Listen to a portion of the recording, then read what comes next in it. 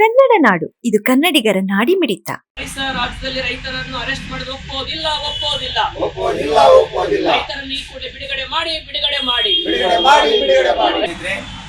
ಎಐಕೆಕೆಎಂಎಸ್ ರೈತ ಸಂಘಟನೆ ವತಿಯಿಂದ ಇವತ್ತು ಇಡೀ ದೇಶದಾದ್ಯಂತ ಪ್ರತಿಭಟನೆ ಮಾಡ್ತಾ ಇದ್ದೀವಿ. ವಿಷಯ ಇವತ್ತಾಗಲೇ ಕೇಂದ್ರ ಮತ್ತು ರಾಜ್ಯ ಸರ್ಕಾರಗಳು ರೈತರ ಭೂಮಿನ ಎಲ್ಲಾ ಕಡೆ ವಶಪಡಿಸ್ಕೊಳ್ತಾ ಇದ್ದಾರೆ. ಮಹಾರಾಷ್ಟ್ರ, ಒರಿಸ್ಸಾ, ಆಂಧ್ರ ಪ್ರದೇಶ, ಕರ್ನಾಟಕ ಸೇರಿದಂತೆ ಎಲ್ಲಾ ರಾಜ್ಯಗಳಲ್ಲೂ ರೈತರ ಫಲವತ್ತಾದ ಭೂಮಿನ ಬೆಳೆ ಬೆಳೀತಕ್ಕಂಥ ಕೃಷಿ ಭೂಮಿಗಳನ್ನ ಕೈಗಾರಿಕೆಗಳು ಕೊಡೋದಕ್ಕೆ ಇತರ ಉದ್ದೇಶಗಳಿಗೆ ಬಳಸ್ಕೊಳ್ತಾ ಇದ್ದಾರೆ. ಈ ರೀತಿ ಆಗ್ಬಾರ್ದು. ರೈತರ ಕೃಷಿ ಭೂಮಿಗಳನ್ನ ಕೃಷಿ ಮಾತ್ರ ಬಳಕೆ ಆಗೋ ತರ ಇರ್ಬೇಕು ಹೊರತು ಯಾವುದೇ ಕೈಗಾರಿಕೆಗಳಲ್ಲ. ಬಲವಂತದ ಭೂಸ್ವಾಧೀನ ನಾವು ಖಂಡಿತವಾಗಿ ವಿರೋಧಿಸ್ತಾ ಇದೀವಿ ಅಂತ ಹೇಳಿ ತೋರ್ತಾ ಇದ್ದೀವಿ ಸ್ನೇಹಿತರೆ.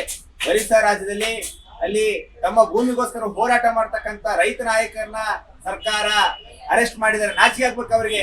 JPPM ಅಂತ ಸಂಘಟನೆ ಮಾಡ್ಕೊಂಡು ಹೋರಾಟ ಮಾಡ್ತಾ ಇದ್ದಾರೆ, ವೇದಿಕೆ ಮಾಡ್ಕೊಂಡು ರೈತರು ಅಲ್ಲಿ ಅದಂತವ್ರು ಕೂಡ ಅರೆಸ್ಟ್ ಮಾಡಿದ್ದಾರೆ. ಇವರು ತಮ್ಮ ಹಿತಾಸಕ್ತಿಯನ್ನು ಬೆಳೆಸ್ಕೊಳ್ಳೋದಕ್ಕೋಸ್ಕರ ಅಲ್ಲಿ ಸರ್ಕಾರಗಳು ಬಂಡವಾಳಶಾಹಿಗಳಿಗೆ, ದೊಡ್ಡ ದೊಡ್ಡ ಕಾರ್ಖಾನೆಗಳಿಗೆ ಭೂಮಿಗಳನ್ನ ಕೊಡ್ತಾ ಇದ್ದಾರೆ. ಅರೆ ಸ್ವಾಮಿ, ಇವತ್ತು ನೀವು ಕೃಷಿ ಬೆಳೆದೇ ಇದ್ರೆ, ಭೂಮಿಯಲ್ಲಿ ಬೆಳೆ ಬೆಳೆದೇ ಇದ್ರೆ ಮಣ್ಣು ತಿಂತ್ರ ಅಂತ ಕೇಳ್ಬೇಕಾಗಿದೆ ಇವತ್ತು ನಾವು.